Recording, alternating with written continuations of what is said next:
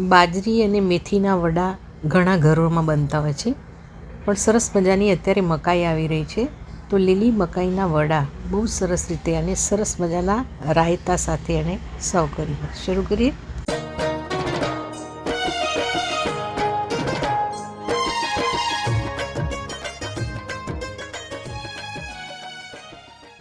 નમસ્તે મિત્રો, કેમ છો? માયા દીપક 22 યુટ્યુબ ચેનલમાં આપ સૌનું સ્વાગત છે. મારી ચેનલ હજુ સુધી સબસ્ક્રાઈબ ના કરી હોય તો માયા દીપક 22 સબસ્ક્રાઈબ કરો, લાઈક કરો, શેર કરો, કોમેન્ટ કરો. તમે મને ફેસબુક અને ઇન્સ્ટાગ્રામ પર પણ ફોલો કરી શકો છો. વધુ કંઈ ના કહેતા શરૂ કરીએ આજની સરસ મજાની રેસીપી. આજે લીલી મકાઈના વડા બનાવવાના છીએ. મેં અહીંયા એક આ મકાઈ અમેરિકન મકાઈ લીધી છે. પહેલાં ફોલી નાખીએ છીએ. આપણે આવી રીતે ફોતરા કાઢ્યા હોય તો એને આમ સીધા કરીને દાણા કાઢી લેશો તો પણ બહુ ઝડપથી થઈ જાય છે, જોઈ શકો છો. આ મશીનમાં આમ ફિટ કરી દેવાની છે અને પછી તમે જોઈ શકો છો કે આમ આવી રીતે પણ દાણા બહુ સરસ નીકળે છે. એને આમ ફેરવતા જવાનું છે. તો આવી રીતે બધા દાણા કાઢી લઈએ છીએ. મકાઈના દાણા મેં કાઢી લીધા છે. એને મિક્સરમાં ક્રશ કરી લઈએ છીએ, અથવા તો કટર હોય તો કટરમાં પહેલાં ક્રશ કરી લઈએ છીએ.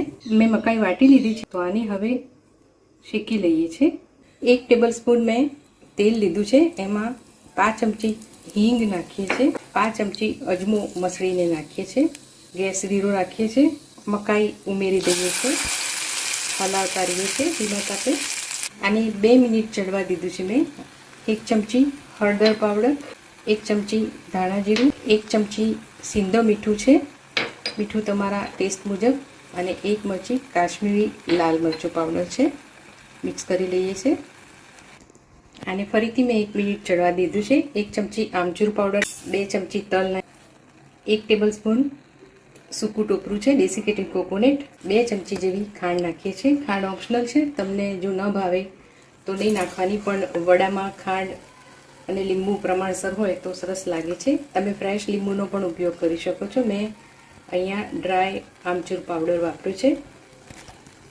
વાટેલા આદુ મરચાં છે, લસણ આપણે નથી ઉમેરતા. આને મિક્સ કરી લઈએ છીએ અને હવે હલાવ્યા પછી ચાખી જોવાનું છે. કોઈ પણ મસાલા ખૂટતા હોય તો તમારે ઉમેરવાના છે.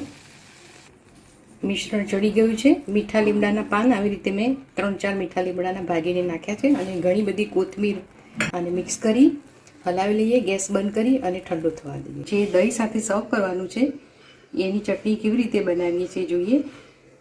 મેં 1 બાઉલ દહીં લીધું છે, જેનું પાણી નિતારી લીધું છે, અને અહીંયા મેં અડધી કાકડી લીધી છે, થોડા 2-3 પત્તા ફુદીનાના હાથથી કાપ્યા છે, 3-4 પત્તા મીઠા લીમડાના કાપ્યા છે, કોથમીર છે અને મરચાં છે. આ બધું મિક્સ કરી લઈએ છીએ. અડધી ચમચી સિંધો મીઠું નાખીએ છીએ. મીઠું તમારી જરૂરિયાત મુજબ, પણ મીઠું જ્યારે પણ તમે પીરશો એ ત્યારે જ નાખવાનું, નહીં તો દહીં જલ્દી ખટાશ પકડશે. તો આપણી આ ચટણી તૈયાર છે. આને વઘારવાની નથી, આમ જ આની સાથે વડા સાથે બહુ જ સરસ લાગે છે. મસાલો હવે ઠંડો થઈ ગયો છે. 1 બાઉલ ચણાનો કરકરો લોટ ઉમેરીએ છીએ, હલાવી લઈએ છીએ. 2 ચમચી ચોખાનો લોટ ઉમેરીએ છીએ, મિક્સ કરી લઈએ છીએ. મકાઈને આવી રીતે મેં થેપીને ગોળ કરી અને પછી વચ્ચે હાથથી કાણું પાડી દીધું છે, અને ત્યારબાદ તલ હોય એમાં કોટિંગ કરી લઈએ છીએ, જેથી આ વડા દેખાવમાં પણ સરસ લાગશે. આ ઓપ્શનલ છે, તમારે ન કરવું હોય તો આવી રીતે, કારણ કે તલ થોડાક આ શેકેલા છે પણ તેલમાં જાય ત્યારે થોડાક નીકળી જતા હોય છે, પણ દેખાવમાં તમે જોઈ શકો છો કે આના કરતાં સરસ લાગે છે. મકાઈમાં ખૂબ જ ફાઇબર, મેં કહ્યું એમાં A, B, B2, C, E એટલા બધા તત્વો રહેલા છે, કેલ્શિયમ, આયર્ન, પોટેશિયમ. તેલને મીડિયમ તાપે રાખવાનું છે, બહુ એકદમ ગરમ નહીં અને એકદમ ઠંડુ પણ નહીં. બહુ ઠંડુ રાખશો તો તમારું તેલ અંદર ભરાવા માંડશે. આવી રીતે કોટિંગ કરી અને નાખી દઉં છું હું. વડા એટલા બધા સ્વાદિષ્ટ લાગે છે. આને પરપોટા થાય, બંધ થાય ત્યાં સુધી થવા દેવાના છે, વચ્ચે હલાવવાના નથી, અને જેટલા સમય એટલા જ અંદર ઉમેરવાના છે. હું અહીંયા આટલા જ નાખું છું.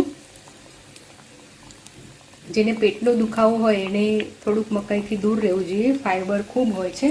પણ આમ પણ કોઈ પણ વસ્તુ તમે સિઝનલ વસ્તુ પ્રમાણમાં ખાઓ તો એના બધા બેનિફિટ્સ ખૂબ મળે છે તમને.